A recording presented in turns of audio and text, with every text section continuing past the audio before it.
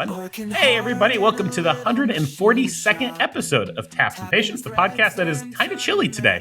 I'm AJ with Subtract Manufacturing and Audacity Micro, here with Harrison from Precision Ingenuity and Ben from Precision Ingenuity. How you doing, guys? Doing well. Thanks for having me. I actually lied. It's getting rather toasty now because I have a space heater aimed directly at me. Oh, boy.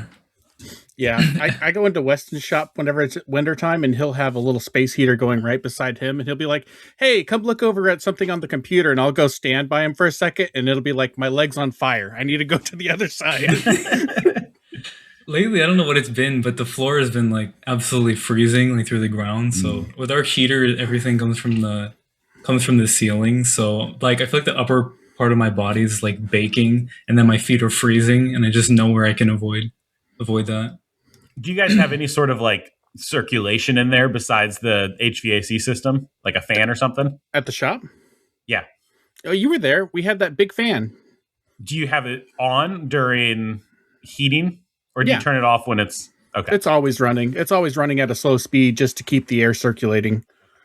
So, and go ahead. I used to do some freelance work for a company that made destratification fans for big areas and supermarkets. And so were you like was that like a competitor to the big ass fans now? Or? No, these were a completely different kind of fan. These were like kind of quiet, low speed fans that were designed to kind of beam the air down to just mix it up so that in the summer, the cold air, I don't know, whatever. I guess maybe the bigger thing is in the winter, getting the hot air down. Yeah. Yep. That was a fun company because they were one of those companies that has no system. They were very much a dungeon shop, and their engineer left on bad terms and wiped out all of their files when he went. Ooh! So the only thing they had was G code for a turret punch. Oh, that's no fun. And so I got to reverse engineer their products from turret punch G code. Oh man, is that like official machining vocabulary, dungeon shop? It's official Taps and Patience vocabulary. Okay. I think Harrison was the one that coined that term. Yeah. Yeah. Well, that's just funny because that's my first time hearing that. But so I'm like pretty naive with the whole industry. As far as when I came into it, I was pretty naive. But we went around, I've seen some other shops, and I started looking up pictures online of like what the average was. And I was like, I had no idea that it could be like this. Because it really is sort of like a dungeon. So I thought it was funny. I didn't know there was an official term for that. I mean, it's official on this podcast and nowhere else, but we'll just say it's official. It's official in my mind now. So we did a terrible job introducing you. Your name's Ben. You work at Precision Ingenuity. I think we got that across. But what's your role there? What do you do?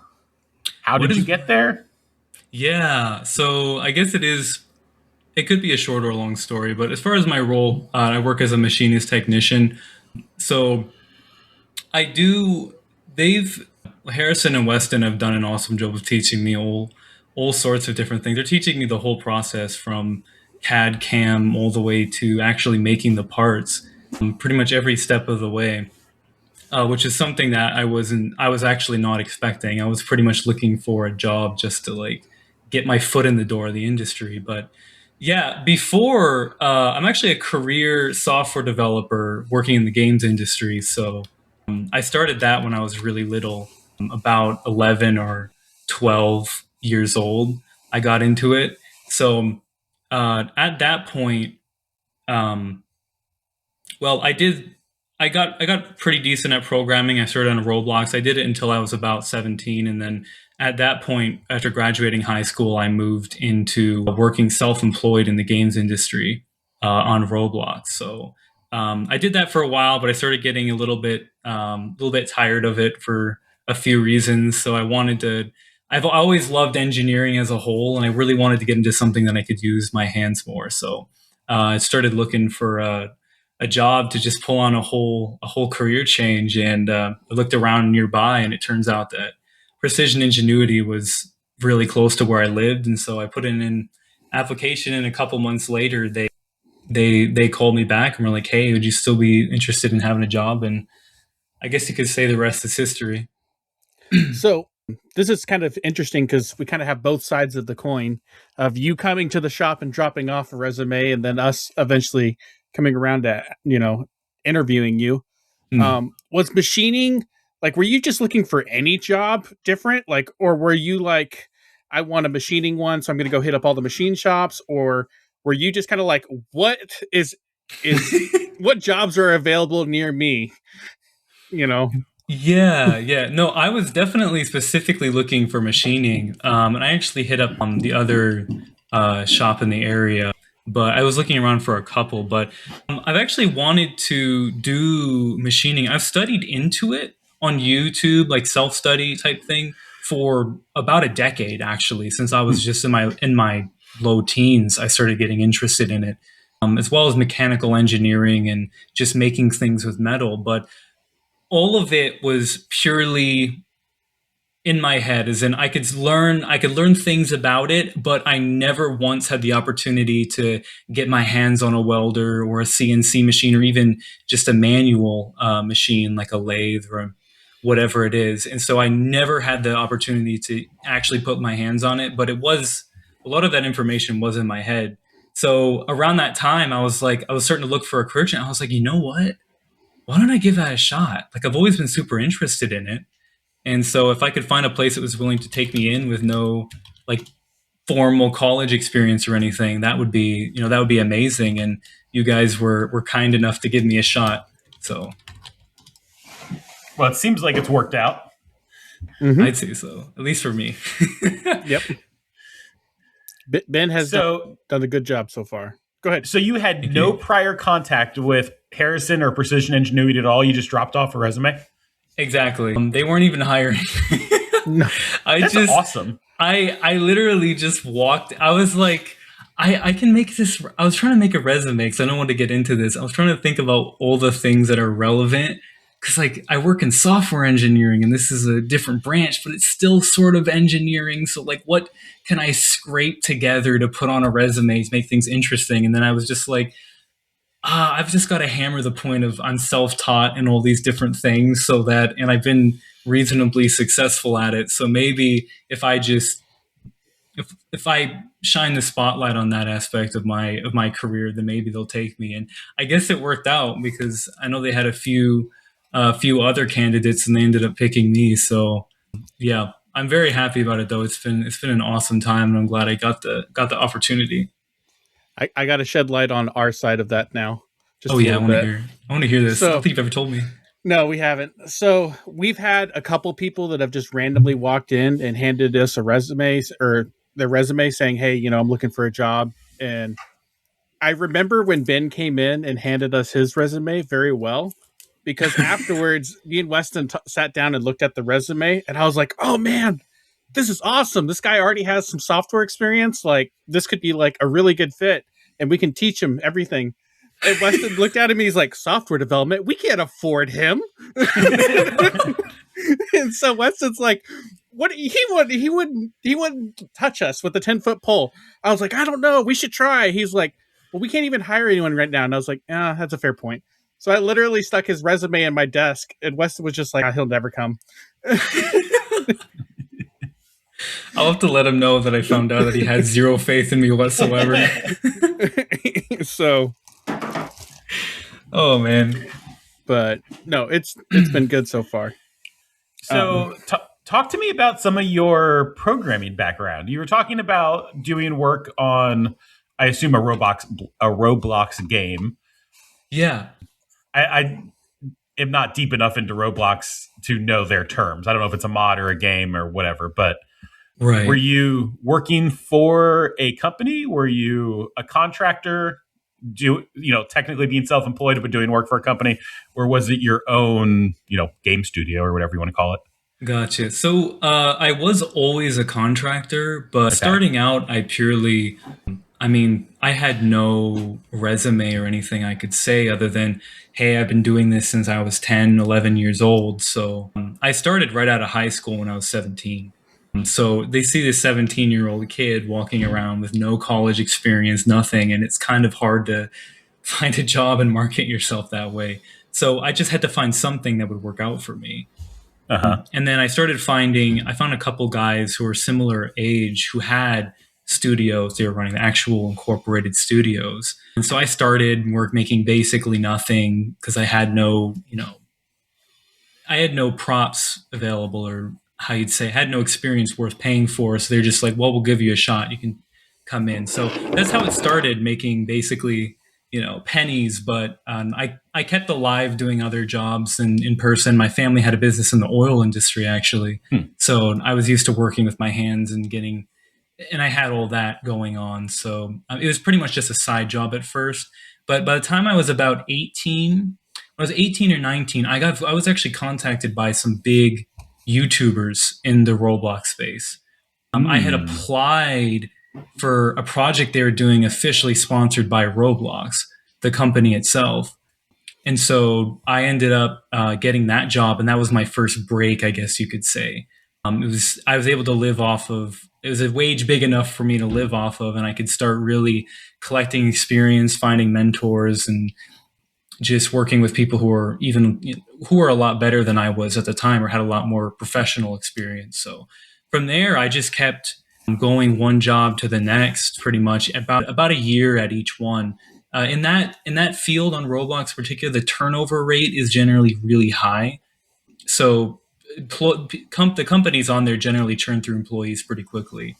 It's just part of the culture because a lot of the indie developers like to bounce around. But yeah, I was no exception. So I bounced around a lot. I kept getting bigger and bigger studios. And then I think it was about 2022, 2021. I got a job for the top studio on the entire website.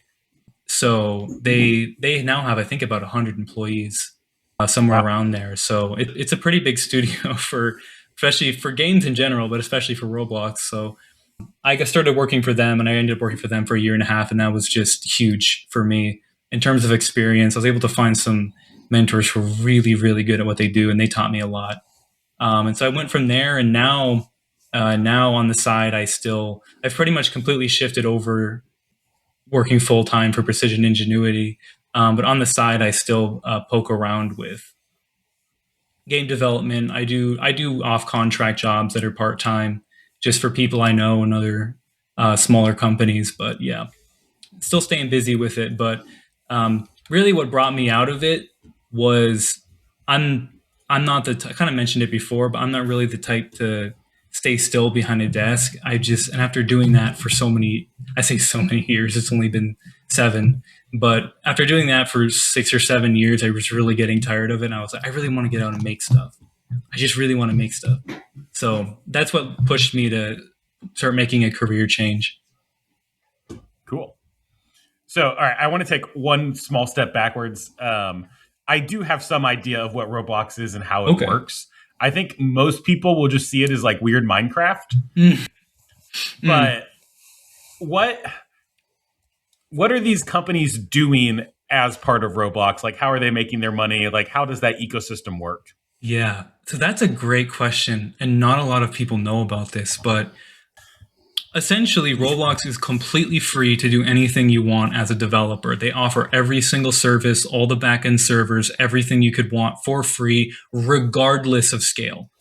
Whether you have 0 or 5 players, 5 CCUs, or 1.5 million CCUs, they charge you nothing whatsoever. So there's 0 starting cost. So essentially, most of the companies on Roblox, if not almost all of them, they were started by teenagers, 17, 18, 19 years old, who initially they didn't have a company, but they made a game for free, just in their spare time outside of high school or college, and then it got traction, either just by luck or they did they worked hard on it, and it ended up being pretty well made, and so a lot of people were interested in it.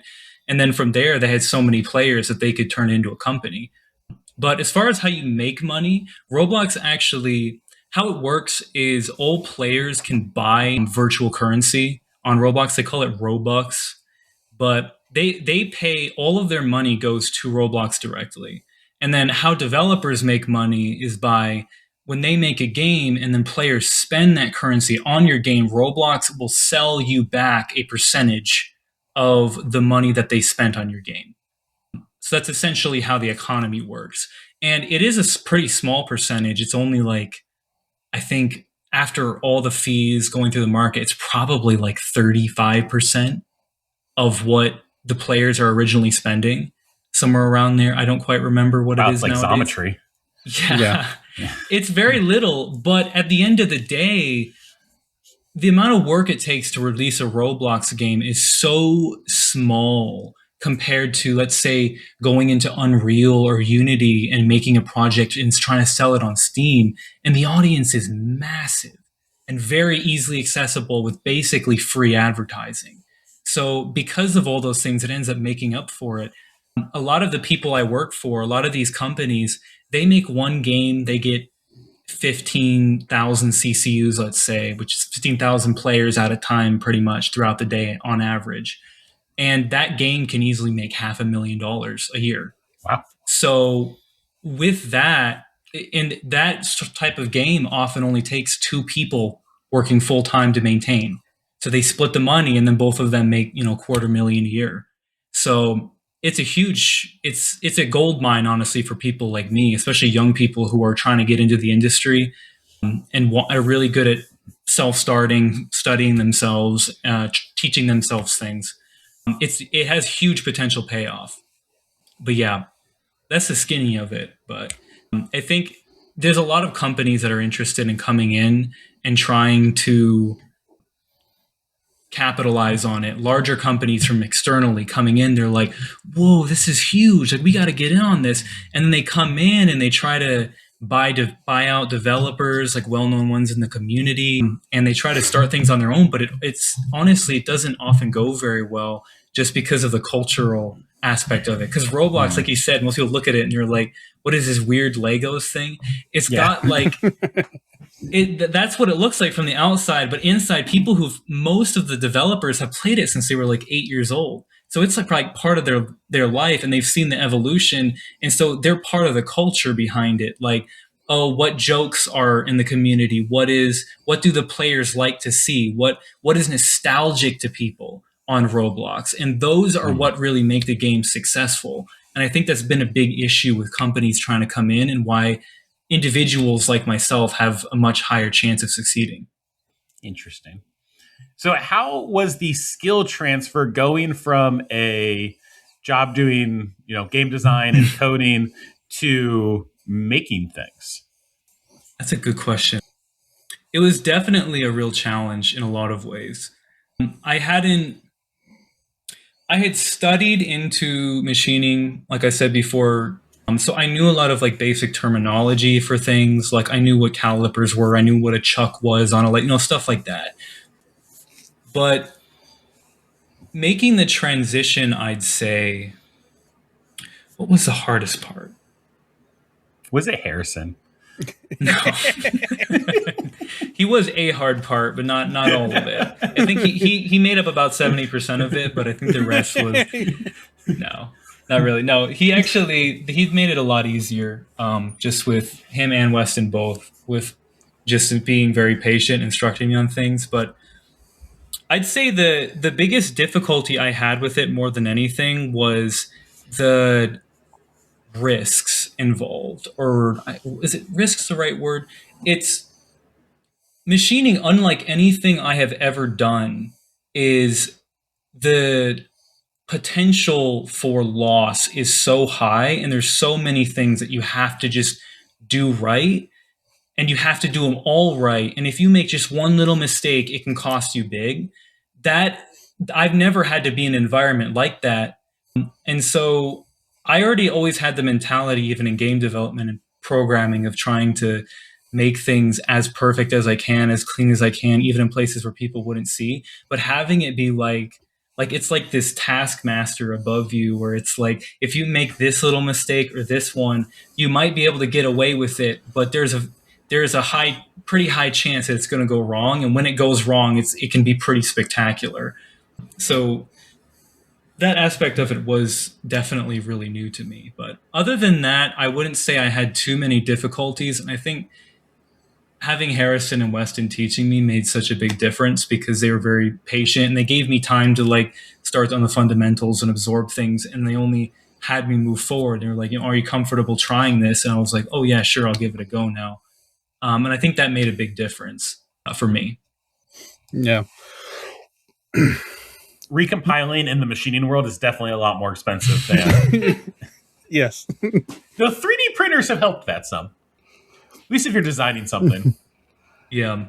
No, I've had to I felt like I had to just recompile and start from scratch a few times with with a project I was doing. It just didn't at all go as I was expected in the machining world. Or something happened, and I'm like, oh man, back to the drawing board. But yeah, I haven't had to experience that much. What was some of the like you've watched a lot of YouTube stuff on machining? What was something about machining that you thought, that's going to be super easy, and then whenever you were responsible for it, all of a sudden it's like, this looks a lot easier than it actually is. Yeah. Ooh, something specific. I'm not Well, it doesn't have to be entirely specific, sure. but Yeah, just yeah, yeah, just yeah. like something in general. I would say it kind of ties into the like easily punished thing where if you get something slightly wrong, I think the it was definitely the translation between the programming like in Fusion to actually running it on the machine and like what can actually happen when the machine's running versus in a simulation. Because I've always worked in a world that was purely simulation. And so you simulate it and you watch the simulation by playing it or whatever, and you're like, oh, this is great, this is fine, and that's all you have to worry about, done. But in this, it's like you have expectations and then you have reality, like what happens. So so I think that this mill looks like it's moving at a very fine slow pace, and then I put it in and realize I left the speed on aluminum when we're cutting like stainless or something, and then it just blitzes through and I'm like, oop, that is not right. I've had that happen a couple times. Thankfully, I got off easy in that case. But yeah, it's just that translation between, okay, well, I programmed it. Now, how do I make sure that simulation reenacts itself like in the real world as closely as possible? I feel like that was, I thought it would just like, you could just slap the stock in and it would kind of just happen. But I didn't realize there was so much into like, you have to, all the probing, checking offsets, putting it in the right spot. And while you're making the program, you have to think about, oh, well, practically, how am I going to work with this tangibly, like in the real world? So you can't just set anything you want. Like you have to put your origin someplace that makes sense that you can like actually find with the machine by hand rather than just setting it wherever. I think that was a big one for me. So what has it been like working for a small company like Precision Ingenuity that just really doesn't have experience with employees? It's been the best experience ever. I feel like the more you don't need to suck up to Harrison. I am not. I am not. I'm not sucking up at all. So what I mean, we have a performance review in a few weeks, so this is going to go down in the notes. No, so what's made it such a good experience is actually the fact that they're inexperienced, because I am used to working for small companies, right? Like in the field that I'm used to working in. But I feel like the more used to employees that companies get, the less value you have in their minds. And so at the start, an employee is basically, if I'm the only employee or only have, let's say, two, then these two people are like become so instrumental in, okay, this is our one source of relief where I can go and do other things, or this is like the only way that I can get extra time. So I feel like the level of care, or like how much they care about your needs and your comfort, is significantly higher than working anywhere else that I've worked that had more employees. So rather than just being a cog in a wheel, you feel like you're a lot more instrumental piece to everything. What is your least favorite part of your job? Oh man, be honest. Oh, that's a good question. That is a good question. My least favorite part, probably, completely honestly, I would say just the stress element of it, because I don't like making mistakes.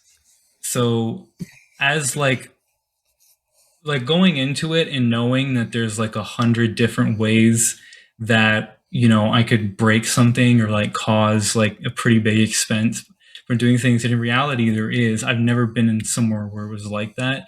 So, and I really don't like making mistakes. I like doing everything perfectly like the first time if I can.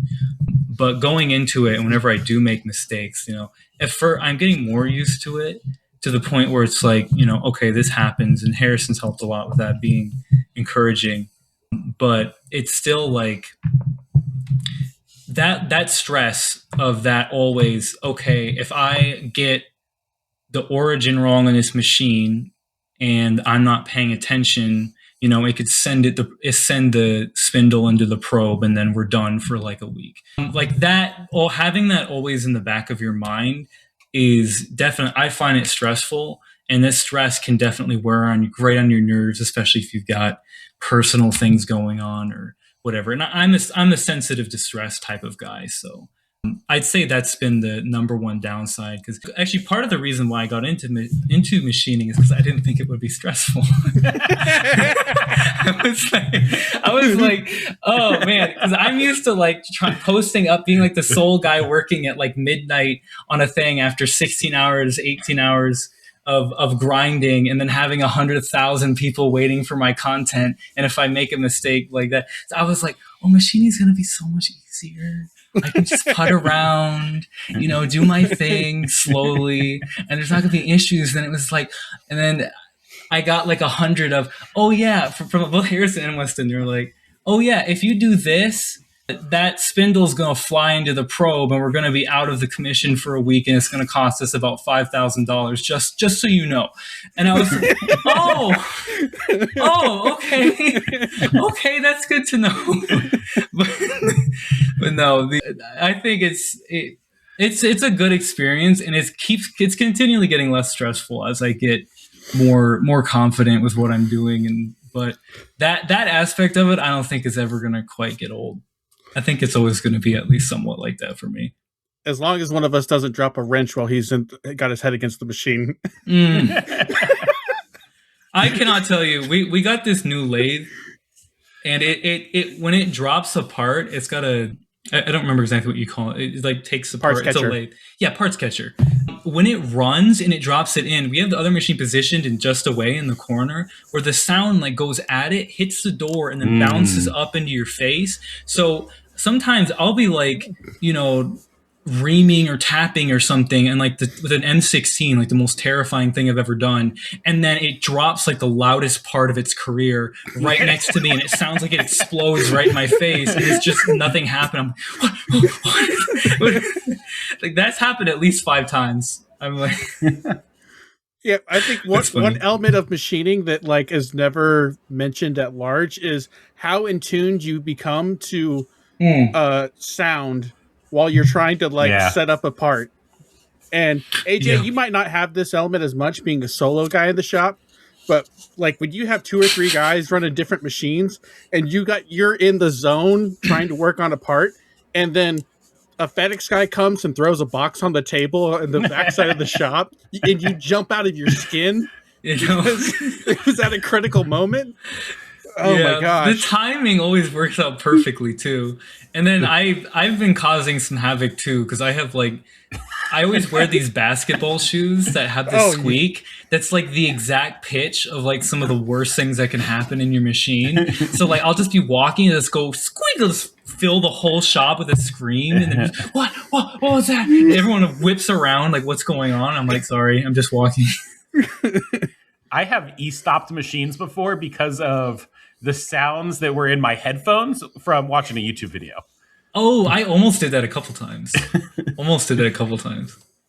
And there's been a couple of weeks where like my dad has been in working on something in the shop, and he'll run an impact driver, and that'll freak me out. Our electrician, he does the same thing. That startles me sometimes. So basically same question, but about your like the actual tasks that you do. So not the mental aspect, but which of your actual tasks do you find to be your least favorite? Ooh, which task do I find the least favorite? I'd say probably. I guess it's kind of the tasks I find usually the things that I find the least pleasant. I don't nothing really bothers me at all, or like things that make I find boring. The thing that I find least pleasant is like specific parts of, let's say, or operations in making a part. I think the worst for me is the tapping. It still gives me anxiety because like on the one of the first parts I made, I put in a left hand tap for a right hand hole.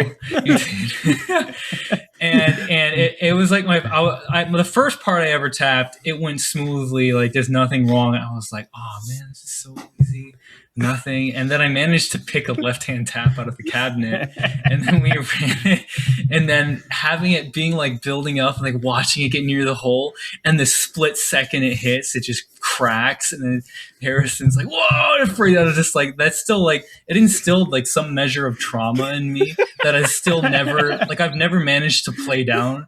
So like anytime I see a tap, the first time as it's getting like close to the hole, I can feel the pucker factor go up to like maximum levels as it approaches the hole, and then the second, and then it goes in. I'm, okay, we're fine. And then as it's reaching the bottom, I'm like, and then as soon as it goes down, that part of it is probably that's like my least favorite thing to the entire process. But I would have said an alternative thing would be like I don't enjoy like just the production work as much, like just running the same machine over and over again. Mm-hmm. But that's until I have a stressful week, and then I'm like, oh, this is the best. I just don't even have to think about anything, and just I don't have to worry about tapping. Don't have to worry about keep running a program for the first time ever. I can just do something we've seen 1,000 times, and it's no stress whatsoever. And then I'm like, oh, this is the best.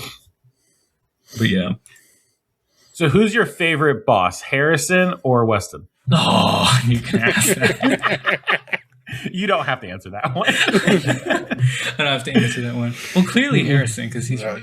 No, yeah. Whoever's closest to him at that moment. Yeah. Oh no, whoever's closest to me when I'm tapping something, tapping stainless with an M16. That's like, that's my favorite boss at that time. That is my favorite boss in the moment. So what is your favorite task? We talked about least favorite. What's your favorite? Ooh, my favorite thing. I love programming. I love programming a lot, actually. They've actually started trying to get me to like, I say trying to get me to do it. Not like it's against my will, but I've started working on some of our post processors for Fusion. Oh, nice. Yeah, because I have experience with it, and I was like, and man, that sort of thing is so much fun to me. Like just getting it.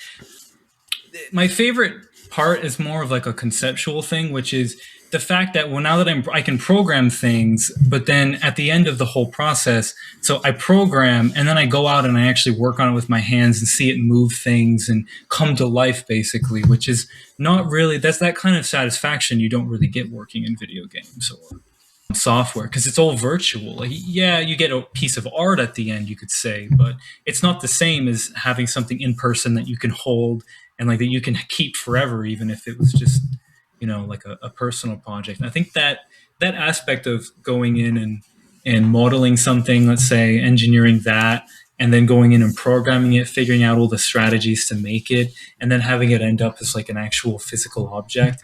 Like that's a huge level of satisfaction that I've never gotten before. So makes sense. Well, if you ever want to come help Jacob at Subtract, I'm sure we could use some freelance work. Not to poach you on the podcast, but I'll keep that in mind. My email is always open. Easy guys. Okay. Have you looked into the Fusion API at all yet? Yes.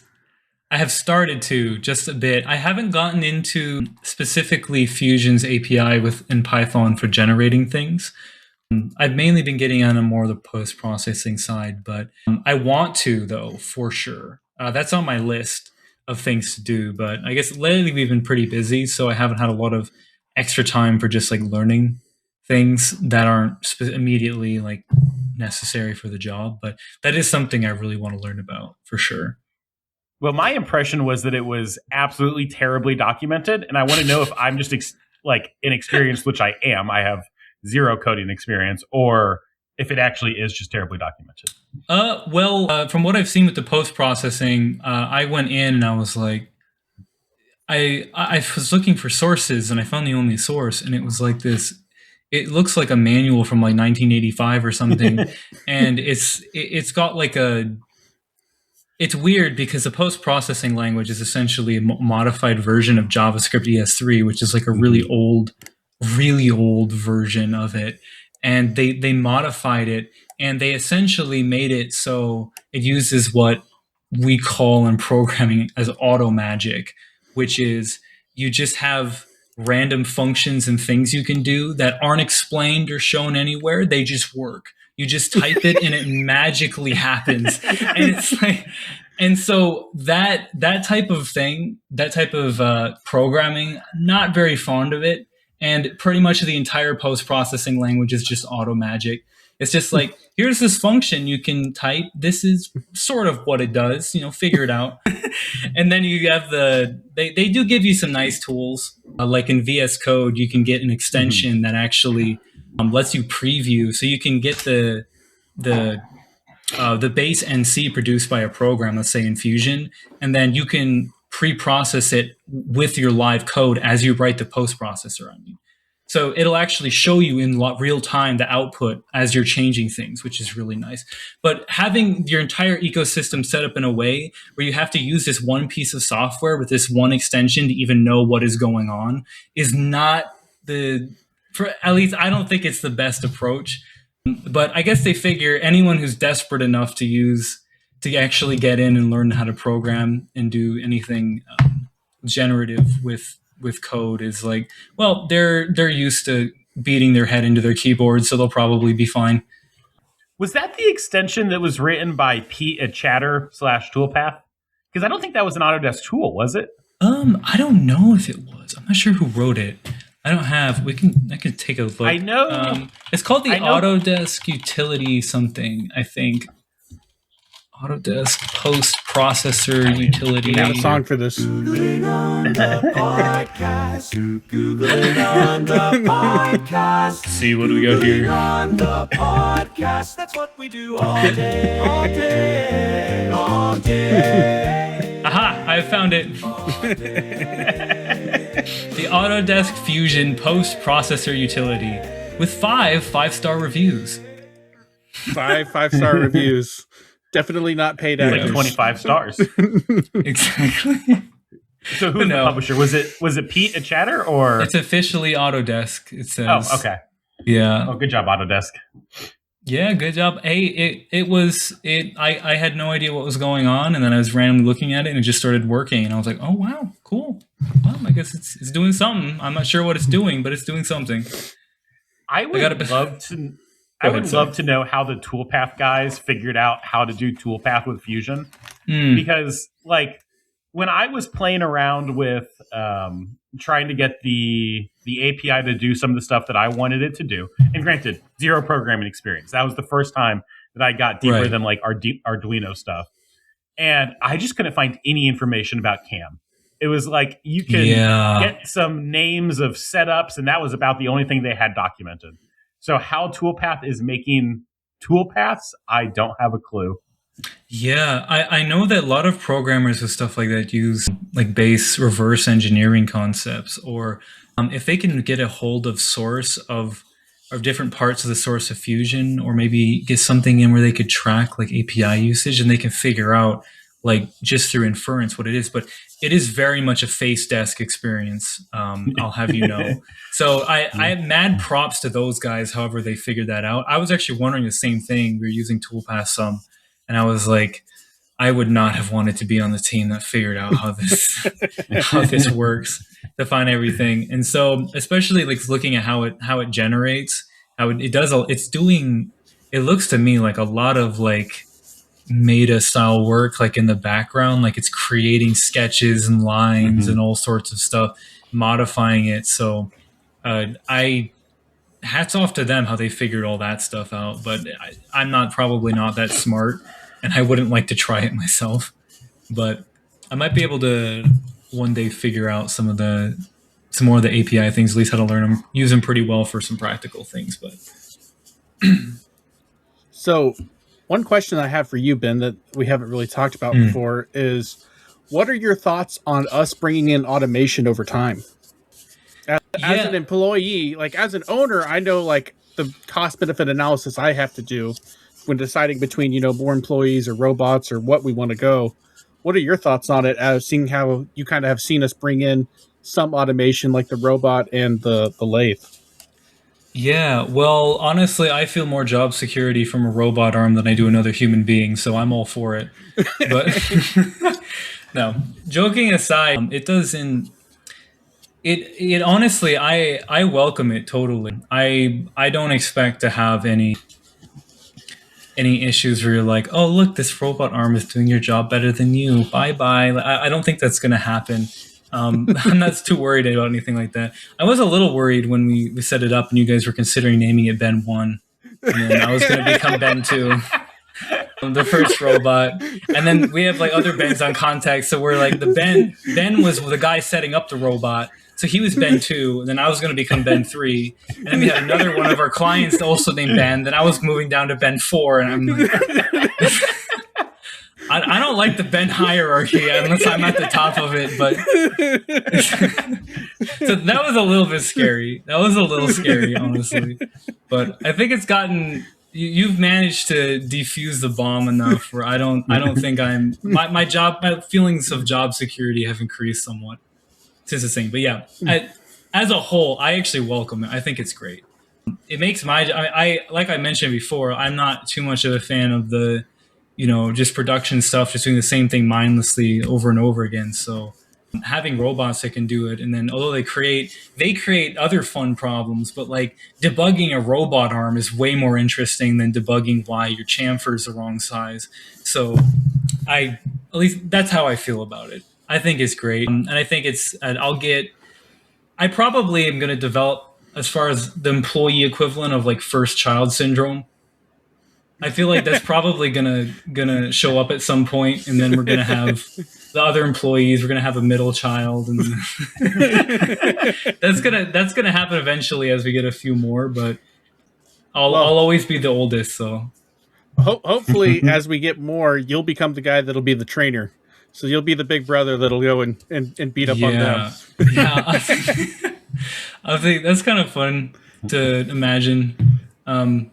Because right now I don't have any like confidence about being able to do it, honestly. But I feel like that training is like, honestly, like I think one of the things that helped me learn so much was because you guys learned yourself, and so you didn't with machining. Like I know you both you and Weston were basically self-taught, so you didn't have someone above in like a classroom setting, like just dumping in knowledge into your head, and like you don't know why or like what the reasoning behind things is, other than that's just how you do it. And I think having that experience of getting into it, and then you guys talked about making, you've had some fails, some mistakes that cost you a lot. So yeah, so having that as a teacher has helped me a lot in developing, and I think it's going to help me. Probably having the same experience is going to help me teach people in the future as well. So I think it's a good thing. Hopefully we can accelerate your learning so you don't have to make as expensive mistakes as we have. Yeah, I think you've been pretty successful at that so far. I don't think I've done anything too tragic yet. Not we'll yet. Have to see. Not yet. let's knock on like all the pieces of wood. That reminds me that a really big mill that we have, that 3/4 inch one you're talking about it. When I was like, oh, look at this mill, it's like the perfect length for my job, and both you and Weston looked at me like you were like, and I was like, there's some kind of past here, some trauma, some beef. We call that the spindle killer. Yeah. Exactly. That mill has been responsible for 2 spindles. Yeah, and so I don't know if you'll believe me, but I've always wondered. So it sits in this own little black box, like the black box of like an aircraft crash, right? It's in a purgatory. box. Yeah, it's right across from my desk on like one of our workshops, completely away from the tool cabinet. And I looked at them and I was like, "Whoa, these tools look sick! They're huge. They got 7 flutes. Like what?" And I was like, "Oh, I want to use these someday." When I came in and then I look at them and then Weston and they're sort of like, "Oh," and I was like, why? And I was like, "Hey, can I use these?" And they both just like get all wide-eyed and bushy-tailed, and I'm like, "Oh," I was like, "Oh, why?" So they're those tools we keep in the corner of shame, except for emergency situations. And I got to use them though for the first time not too long ago, and it was sort of fun until Weston told me why they didn't like them, which he only told me after I loaded it in the machine. It was about ready to run a first-time program with it. It was like, yeah, that part cost us, $20,000. Oh, I wish I knew this earlier before I decided to use it. Did you put it in the VF or the Doosan? The Doosan. It was in the Doosan. Oh. that end mill has only run in the Doosan at this point. Ironically. So. Yeah. Oh man. It was pretty scary, but it seemed to have worked out okay. But the second I heard that thing when it started cutting, I was like, "Oh, I think I get it now." Yeah, you've heard of the $1 million man, or what was it, the $6 million man? That's the $40 million, or that's the $40,000 end mill. We should auction it off. That's the spindle killer. Well, speaking of people that have probably killed spindles, we have Patreon, and we wanted to thank our Patreons. Hey. They include, but are not limited to, Josh at Leighton Machine, who's a new Patreon. Milan Y, who you still haven't told us how to pronounce your name, so I will continue to push it. Devin C, Alex at Mill City Roasters, we're officially out of your coffee, sir.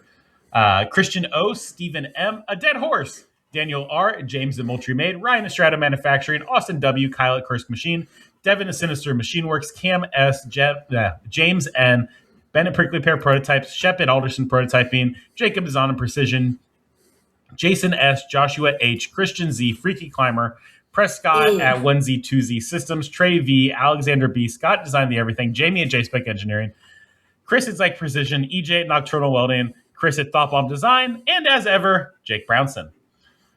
And if I didn't say this earlier, we have a new Patreon, Jake at Leighton Machine.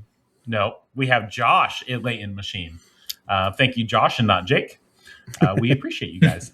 All Patreon members, whether you pay anything or not, and yes, you can sign up at a free tier, get access to our weekly Q&A, which is a little bit limited because I didn't this week because I didn't tell anybody we were recording on Sunday instead of Monday. All paid members get access to episodes like basically the minute they come out because Jacob stays up too late. And is there anything else I say in this? Oh, this is your last week of the podcast being on the Audacity micro channel. Next week, we're going to the Taps and Patience YouTube channel. So go subscribe over there. Jacob will put a link in the description, and all new episodes are going to go over there so that my channel stops being so cluttered. First question, Christian O. For Ben, what resources do you often use when you have questions? So pretty much the number one people so far, I've never ran into anything that Harrison or Weston couldn't answer. But I guess whenever those times come up, we started using, like for programming questions specifically, more specifically, we started using AI actually, just asking ChatGPT. And it's honestly been pretty useful, though you have to take everything with a grain of salt. But as far as learning, having mentors is always been like the most important thing. I feel like you can go online and look up articles or go into a class all day, but I think there's having that one-on-one, like, being able to ask anything you want to a person who has a lot of experience and having them give you a specific answer. There's never anything that can replace that, really. So for me, it's been mentorship for sure. And for me, it's always been like, did you try? What did you think about this on your own? And Ben does a really good job with this, to be fair. So, like, I've taught and had students in university and taught them CAD CAM stuff. And my biggest problem with them is they would always look at a problem and they would just stop once they figured out, once they didn't know the answer, they wouldn't do anything else. Ben has done a very good job of at least sitting down, trying to work through the problem, trying to come up, like having something that's really specific and it's not just a general, what do I do next? With your hands up. And so his questions that he brings to us, it's like, that is an excellent question. That's very specific. Maybe a little too specific sometimes. No, it's good because being able to identify something as specific as the problems that you usually bring us is a sign that you're doing a very good job of thinking things through. Oh, thank you. That makes me happy. All right, next question for Harrison. This is also from Christian O. How do you judge Ben's performance as an employee while keeping in mind he's still fresh to machining? It's easy for us because we are self-taught, as Ben said. So like it's like looking at myself when I started with my Tormach in the garage shop and I knew nothing. Ben has a very similar mindset to me and Weston, and that's partly what makes him such a good fit, is that it's looking at ourselves a couple of years in the past.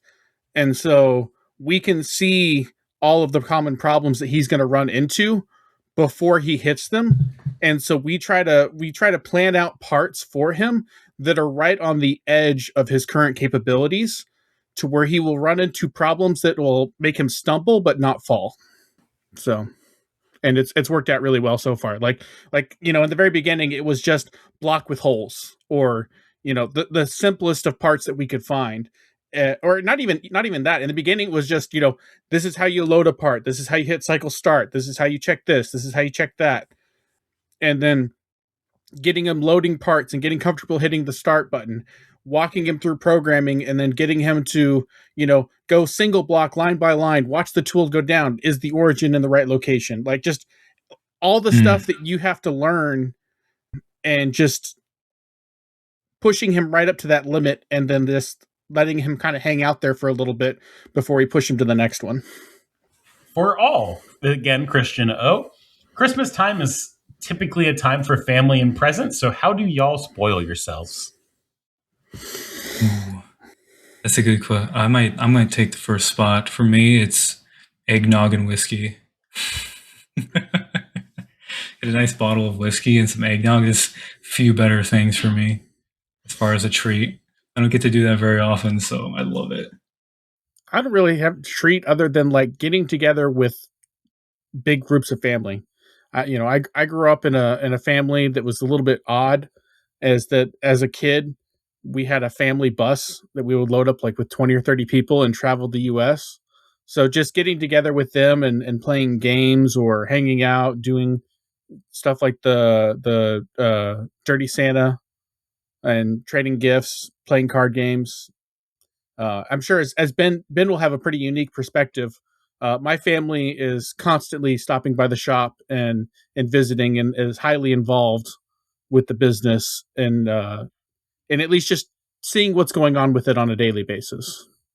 So yeah, I think for me, it's definitely just like actually giving myself some downtime that doesn't really exist for me most of the year. Yeah. But like, this December, other than like that one little subtract job that I did a video on, the belt buckle, like I haven't taken any more job shop work. I've just been working on subtract and, kind of doing some general puttering around my shop. At the end of the month, we are going to go on a big, tour of the East and go visit a bunch of machine shops out there. Which, by the way, if you're a machine shop on the East Coast, we'll be in like Virginia, New York, New Hampshire, and everywhere in between. Send me a message. And the people who have sent me a message, I know I haven't responded. I'm sorry. I'm terrible about this, but I'll make a schedule soon, and I will talk to you then tomorrow. I promise I'll do it tomorrow. But yeah, just like, taking the time to just kind of hang out and have fun in the shop. Last year, I made some little knives as gifts. This year, I have a couple things that I'm working on, and I don't know, some of those will probably be YouTube videos. Some of them probably won't. That's just like not something I really get to do during the year very much, or the rest of the year. One project we might have to have Ben do for us is I've always wanted to do like a gift for our customers. And Oh yeah. And one thing that Ben, I haven't shown you this before, but there's a guy named Dylan. He kind of had a small podcast. We kind of shout him out every once in a while, try to help him out a little bit, because He's that guy from South Africa, right? Yeah. No, he did a South Africa. no. There's a guy who's if you say his name 3 times, he will also appear. Oh boy. But no, Dylan did this thing a couple of years ago, and he posted it on Instagram where he did like a Christmas ornament that he machined with his company logo on the back that he gave out as a gift. And so ever since I've seen that, I've wanted to machine some sort of little trinket that we could give to our customers. It's just from like August to end of year is like the crazy time in our shop. And there's just not a whole lot of time to fit that in. So realistically, we need to do our Christmas gifts in like June or something. Yep. I'm hoping to get some stuff done like that this year. We'll see. All right, last question. Kyle at Cursed Machine. For Ben, what is one thing that you wish you could change in the shop? And what is one thing that you never want to change? You want it to always be the same. Ooh. Oh, that's a good one. I guess what would that be? I think the one thing I'd never like to change is, I mean, this is gonna sound kind of like I'm sucking up, but I do. But the number one thing I don't want to change, I ever want to change, is the focus on quality that we have, or like attention to detail, or just said in one word, just caring about things. I've never I've always been even programming wherever I've worked. I've always been like really serious about details, even in places that people don't see. Like a customer is never going to see the inside of your shop, how you organize your tools, all of that. They're never going to see that. So it might not directly impact, your brand image or whatever, but Harrison and Weston care a lot about that stuff. And they do put a lot of time, even overtime, into making sure that it's organized, it's clean, it's pleasant. They've invested a lot into just keeping, making sure the air is really clean, which is, I have a lot of health problems, especially related to breathing, environmental things. So having that for me is a huge deal. So just caring about everything you do down to the small details and caring as much as you possibly can, given the time you have, I think that's the number one thing I would never want to change, for sure. As far as one thing I would change, that's a tricky one. The thing I most wouldn't want to change, I would say, what's that? I was going to say, I have a list of things to change. So I'm curious. He's got a list, and man, what would it be? I guess it's really not like a very condemning point, but I would say like this is something that they're going to need employees to be able to help with it, because it's kind of hard to find stuff like this, but things that work a certain way only because like Harrison and Weston have been there from the beginning and they set it all up this way and it works this way because they're used to it. But then I come in sometimes and I'm like, learning this system, I don't have any context for any of this stuff. And they've been working a lot to try and help with that. It's mainly the things like how you number your tools or how you have them organized or whatever. Because right now our system works great for a 2-man shop where they were there from the beginning. They have them like Harrison knows every number. We keep all our tools right numbered from 1 all the way up to into the hundreds or thousands or whatever. But we have them all numbered and they always keep the same number pretty much. But when you're swapping them in between, I have to memorize like what every tool is, sort of. Not like explicitly, of course, but I get into it. I'm like, what tools do I use for this again? Like I change materials and I'm like, is it like 49, 172 or what? It's like that part of it. It makes it more difficult. I do understand the reasoning behind it, but I think coming up with systems that are like better where you could set someone up who had no like who wasn't there from the start and have them be able to just go for it and like quickly memorize everything they need to know. I think that would be the biggest thing I'd change. But getting into like getting the newbie mentality back, I think could be pretty hard sometimes unless you have one available to like pick their brain. But yeah, I say that would probably be it. Yeah, our tooling library is definitely the weakest link that we have for like a new person coming in. It is the most archaic thing in our shop. Because you just use random numbers essentially, right? Yeah, it's first in, first out, kind of like when we get a new tool. That's really not terrible. Numbering tools is kind of its own thing, but like basically you can try to make the numbers mean something, or you can just make them completely random. If you're completely random, then as long as you have a good resource to figure out what tool's what, you're fine. Yeah. The trying to make the numbers mean something is really good because you don't need that resource. But also there's always going to be holes in it, and it's going to get overly complicated if it tries to fit every solution. Right. Yeah. That's what's kind of the tricky thing about it, I think, even coming from like a programming perspective, you run into that kind of problem all the time where it's like for one person, it's like, well, I'm the one who wrote this code, let's say, so I know how it works, like in and out. It doesn't cause me any issues, but if someone else comes along, it's like, what? Why is this way?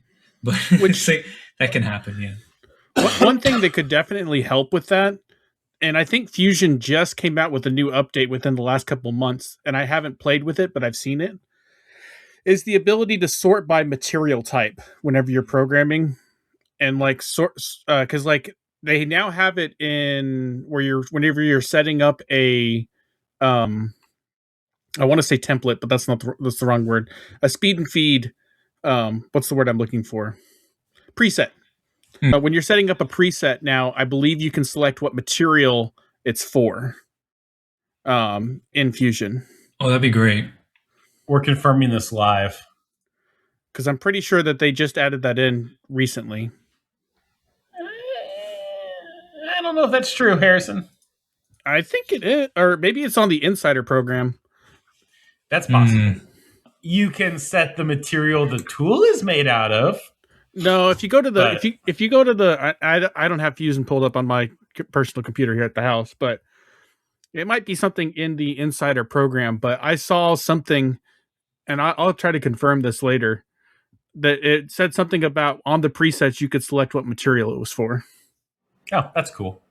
Because the way we've go ahead, the way we've solved this problem, and it kind of Toolpath forced us into this solution, is we have different libraries for different materials. Yeah. Well, ferrous and non-ferrous. And then we have what we call our swing tools. Basically, anything that we inventory, we have a naming system for those. And then all of the random tools, those just get random numbers assigned. Yeah. Well, sequential numbers. Yeah, the tooling system is, no matter which way you slice it, it's a simple. It looks simple from the outside, but once you start getting into the details, it's a pain in the butt. No matter which direction you go. Yeah. Any quick shop updates before we wrap up here? Friday was horrible, at least the second half. What happened Friday? Our lathe went down. Big lathe or old lathe? New lathe. What happened? Our bar feeder pooped out on us in a way. It barfed. And the bar feeder barfed. It's kind of locked out. So what happened is we're setting up a new job on the lathe, and it's our first one with live tooling, and we got it working really well, but we were doing it without the bar feeder, and we were just loading in one bar at a time. And Weston's like, hey, this is one that we can use the bar feeder on. The material's nice and straight. Let's get it working with the bar feeder.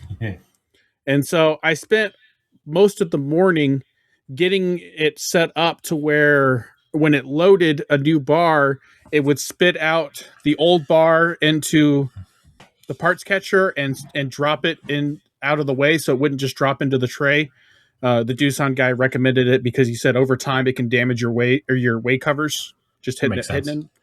And then I did a couple other things like when it loads in a new bar, we can have it push past, and then it'll come down with the turret and push it back to the right distance out. Even though the bar feeder should be accurate enough, the problem that the bar feeder tech told us is that sometimes if it ever gets a little bit stuck and then it gets pushed, it can bounce way out further than it intended it to, and the bar feeder doesn't know that it did that. Yeah. And so anyways, I did a whole lot of work basically setting up all the safeties to use the bar feeder. And then I wrote a new program for the bar feeder. Like I set up a new part file on it, and we went to go load a bar and it wouldn't load the bar. And it turns out that the bar feeder, you have to put in the diameter of the material that it's loading. And this was 5/8 inch material. And when they set up the bar feeder, they didn't set up the travel range for it to go to be able to handle material that small. And so it was a 1/4 inch low. And in the process of figuring it out with the tech, we got the bar feeder into e-stop. And a little bit of backstory, when they set up the bar feeder, the controller for the bar feeder was on the right, and it interfered with the lathe, so the guy moved it to the left. And when he moved it to the left, at one point it got stuck in e-stop because there was a loose wire. He thought he fixed it, but in the process of me getting it set up, I found that loose wire again somehow. And so now the bar feeder is in e-stop. And the problem with that is that it is tied into the circuit electrically, and you can't disable it in the controller. And so now the machine is basically locked out. And even if we were to disconnect the bar feeder, it's looking for a physical connection for that e-stop circuit because it's a safety feature. There's nothing in software that we can do to get around it. And then today, Weston was on call with one of the Doosan techs, and he was able to get walked through on how to disconnect it electronically. I don't really know what all he did, but he had to do something in the electrical cabinet, and they got it switched enough to where he could use it without it. Mm-hmm. And the problem is that when the e-stop went off the first time, it went off of e-stop in the Harrison, I think we lost audio from you. Oh, did I think I accidentally hit my keyboard and muted myself. Is that better? Sorry. I can hear you now. Whenever it was milling, that I accidentally triggered the e-stop in the middle of a milling cycle. And for whatever reason, now that it's like electronically disconnected, because of all the stuff we've been trying to do, there's something where it's not recognizing the encoders or something on the spindles. Weird. And so it won't turn the spindles on. And so we have a tech coming in tomorrow. But like it's basically the bar feeder took a dump and it's spreading. Yeah. This is a problem. This is the problem with buying systems that aren't made by one machine tool builder. Like when you have to integrate a bunch of things, they're just kind of Rube Goldberg-y. Mm.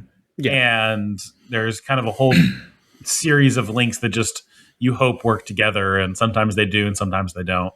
Yeah, and the thing that like really ticked Weston off is that he didn't want the bar feeder set up until we were ready to use it from the provider. But they basically, when they got dropped off, they said, hey, we have to have a tech here and we have to get everything set up. You guys can't use the machine without it.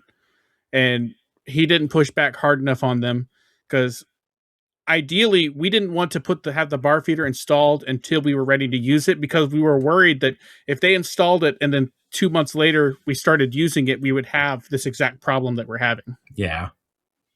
So, because if the tech was here and it was the first time we were running it, all these problems could be solved right then and there. Yeah. Is that covered under warranty? I don't know yet. I better be. or I'm going to raise a stink over it. So, but yeah, no. So like we had that problem on Friday, and then we've been having a problem. We're getting the robot set up on some guitar parts, and the parts are so light that they are not popping out of the aluminum soft jaws after it's done. And so I've been trying to figure that out. And so, like on Friday, everything kept going wrong. It just seemed like it. And then what capped the week off, I can't believe I'm going to tell this story. What capped the week off is like it was Friday, just like the end of the day. I was so done. I was so done with everything. And then we went to church the next day. And at the end of church, I'm walking out to my car, and I get in my car. My wife gets in my car. We're heading back, and I'm like, I smell a dead animal. I stepped in a fresh pile of crap walking to my car, and I didn't know it until I was halfway down the driveway, or halfway down the church's driveway. And then at that point, I had spread the crap all over my floorboards because I didn't know it.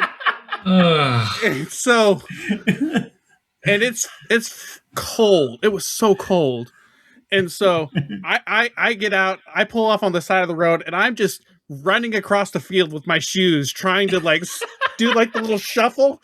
And like everyone at church is driving by and looking at me like I'm crazy. And I get out and I get my floor mats out, and I'm scraping them on the grass, and like everyone's just like looking at me like, what happened? And then the smell was so bad. It's still a little bit in my car, if I'm honest. Like we had to drive to my parents for lunch, and I had to leave the windows down, and it was like 30-degree weather. And so we're just freezing our butts off, but it's like either freezing cold or feel like you're going to gag from the smell. And so we chose the cold. But yeah, no, that was like the very end of my week. And I texted that story to Weston after I got back to my parents, and he was dying. He was I was like, I'm glad this made someone's week a little bit better. Oh man. That's horrible. So yeah, my week literally ended in a pile of shit.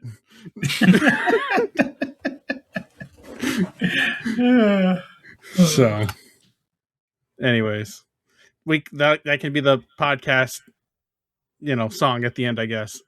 Yeah, Jacob, please make this a song. Yeah, which by the way, AJ, I shared your mouse song with oh yes he did. Yes he did. Ben was so confused. I never thought I'd hear like a folklore song about a mouse committing suicide. But now you have. Thanks, Jacob. Oh man. Well, on my end, Subtract has still been going crazy. So we did like 45% of our annual revenue in the first 14 days of December.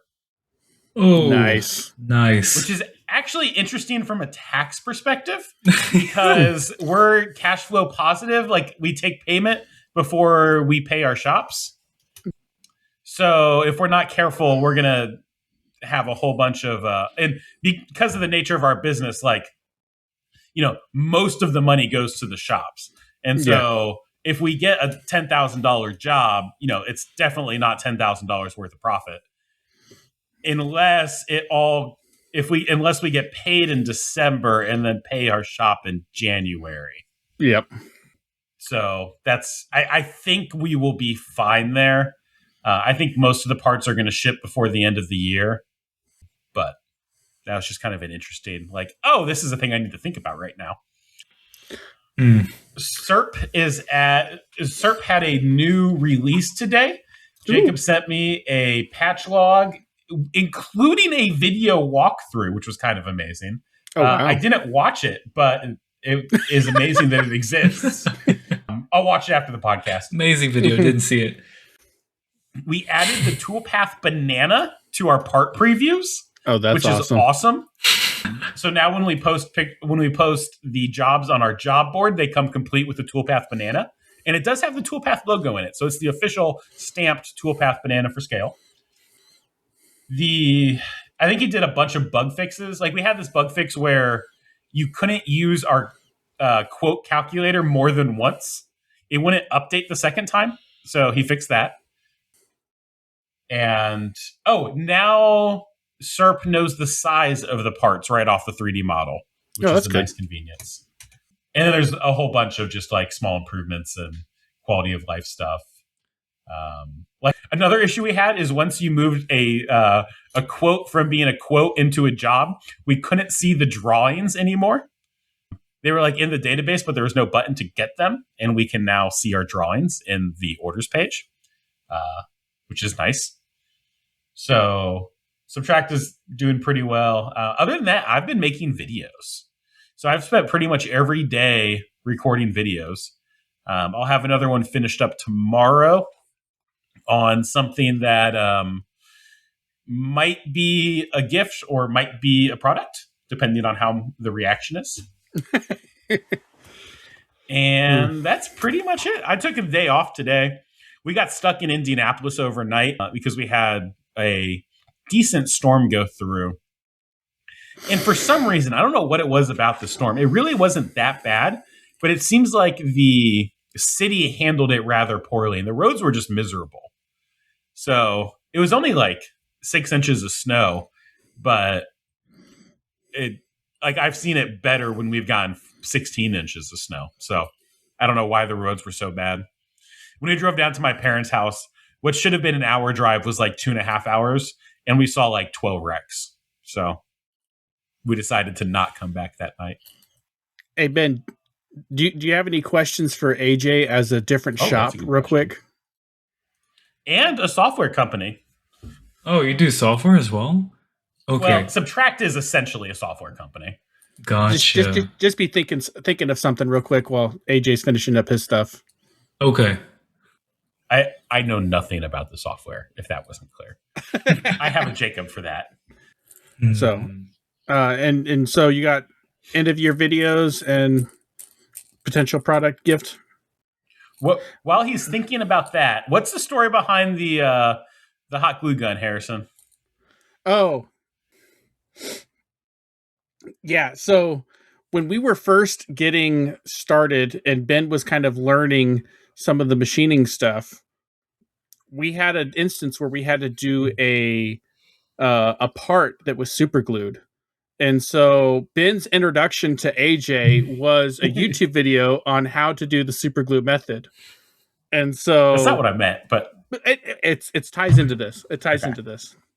And so in that process, Ben just found out who AJ was as the guy that I co-hosted it with the Taps and Patience podcast. And ironically, the same day, AJ sends me a hot glue gun, which completely threw me off because we've been talking. Christmas. Yeah. Merry Christmas. As my Christmas gift, because AJ was blown away that I've never used hot glue to secure a part. It basically holds my shop together. Yeah. And so I'm going to have to try out a new technique with hot glue. And it showed up at our house, and my wife was so confused when it showed up. And honestly, I was too for a hot minute. The package with my name that I had not ordered, and then there was a hot glue gun in it. So, yeah. We were talking about hot glue guns, and I asked you which kind of batteries you used in your shop. Milwaukee. I thought it would be fairly obvious, but yeah. No, it made sense once I figured it out, but like it was super confusing for like 10 minutes. Did I ever tell you about the time where we were talking about probably some fixture for Design the Everything on the podcast? And then like we released that episode, and then 2 days later I had a pack of helicoils show up. with like no note, no name. It's like, who sent me these helicoils? I used them, and thank you, whoever you were. But like, I still don't know to this day. I suspect it might have been Dylan, but Yeah, it might have been. I was very confused by that. I'm still confused by that. I got I got a package. I got a couple packages this week, actually. I got T-shirts from EJ. So I think EJ heard me complaining about how all of my orange T-shirts were getting dirty.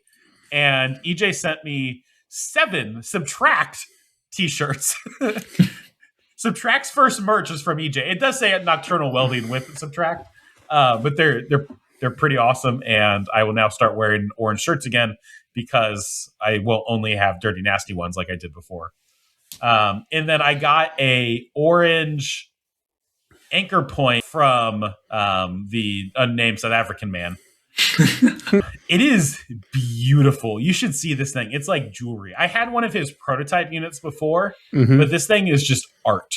So what's the difference between the prototype and the full blown one? In function, they are exactly the same as far as I can tell. It's just refinements to the machining and some of the design, as far as I can tell. I know he added some stuff for like. He has, I think he calls it like his mooring system, harbor.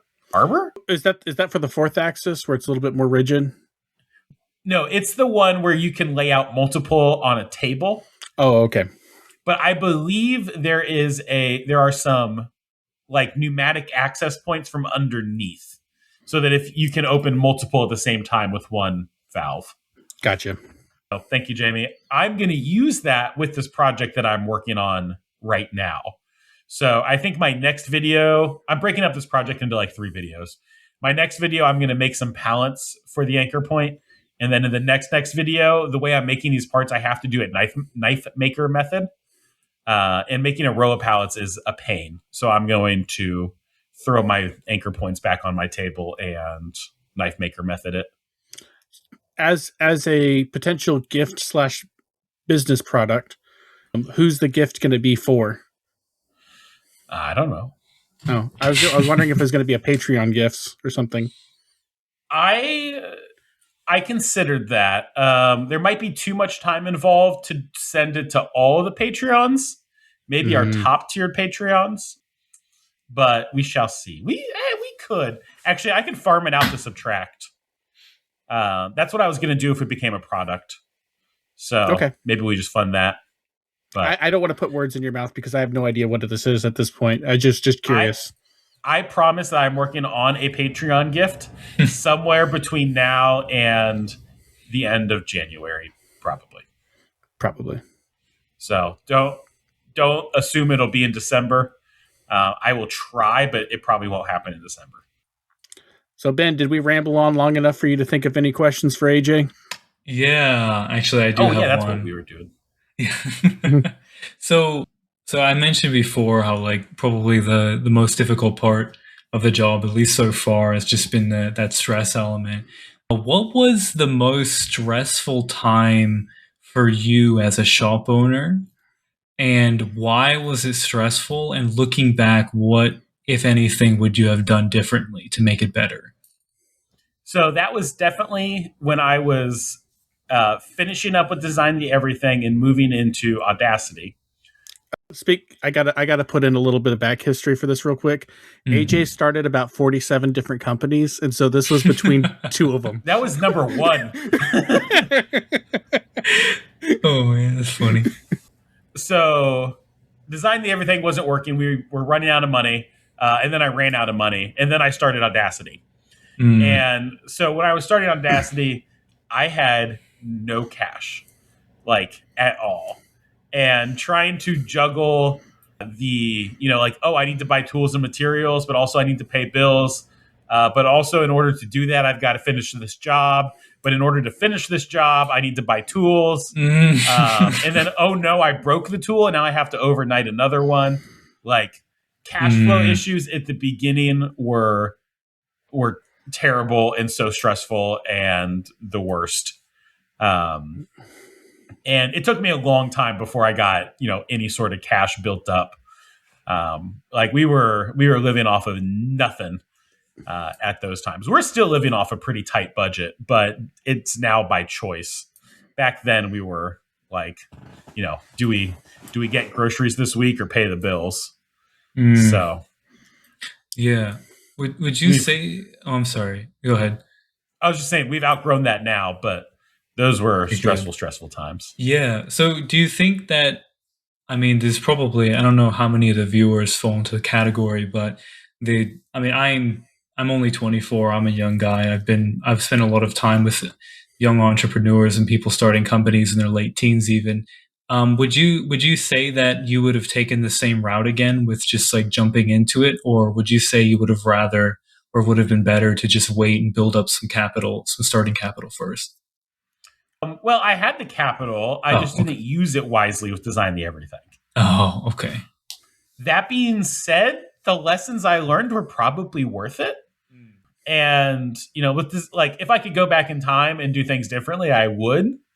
But, like, I don't really have any regrets about anything I did. Because I was, I knew what I was. No, I did not know what I was doing at the time. I was making reasonable choices for what I knew at the time, even if they were wrong. Right. Okay. So I think I could have made Design the Everything work, like, with what I know now. But I don't think anything I would have done would have made it work at the time because I didn't know better. So I don't know. It's all part of the journey. Yep.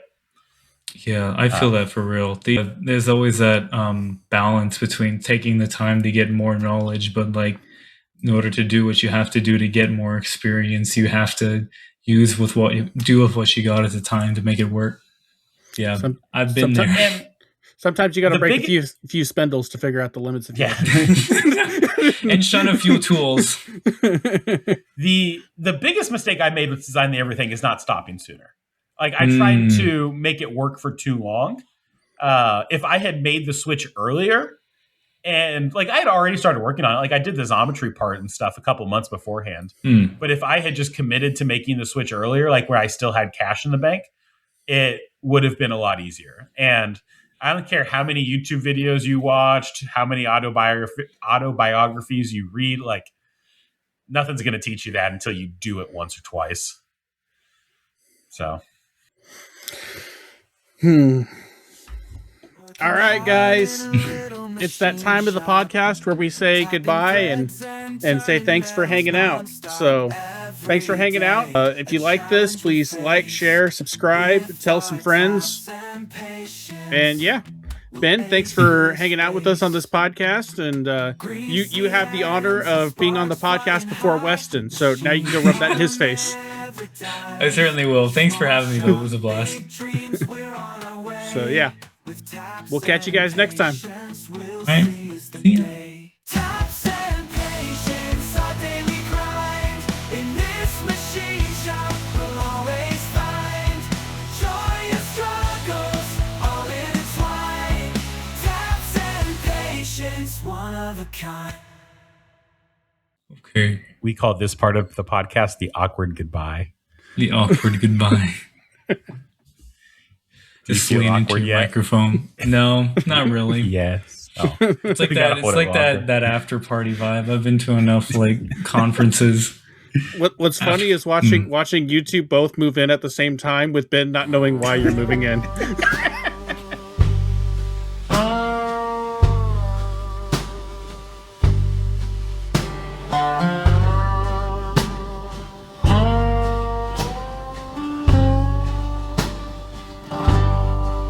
Friday evening,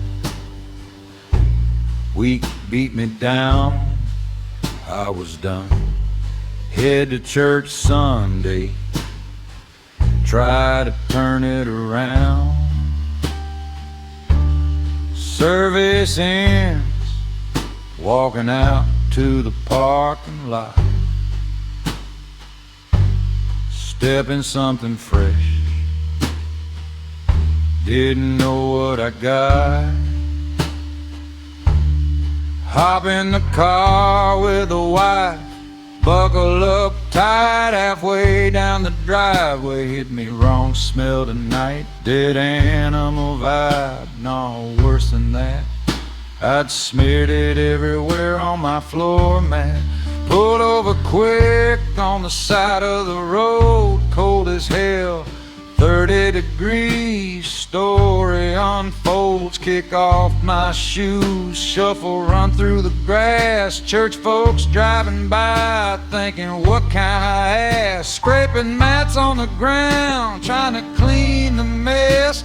Smell so rank, lingering, no success. Drive the parents for lunch, windows cracked all the way. Freezing our butts off, but gag, no way am I weak. Literally ended in shit, pile of crap on my shoe. That's the hit. From the church lot to the field, what a trip. Spread it in the car, had to flip the script. Cold air blast and smell trying to win, but I chose the freeze over throwing up again. Ended in shit, yeah, that's my tale. We capped off epic fail.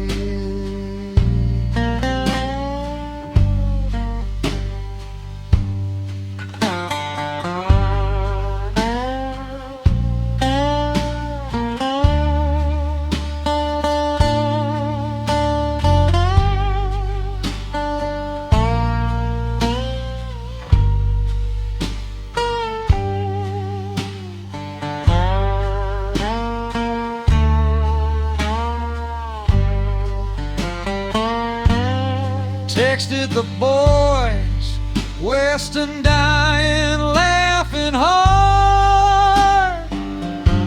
Glad my pain made someone's week less scarred. Looking back now, it's funny I guess, but in the moment, pure distress. Yeah, my week literally ended in shit. Pile of crap on my shoe, that's the hit. From the church lot to the field, what a trip. Spread it in the car, had to flip the script. Cold air blast and smell trying to win, but I chose the freeze over throwing up again. Ended in shit, yeah, that's my tale. We capped off epic fail.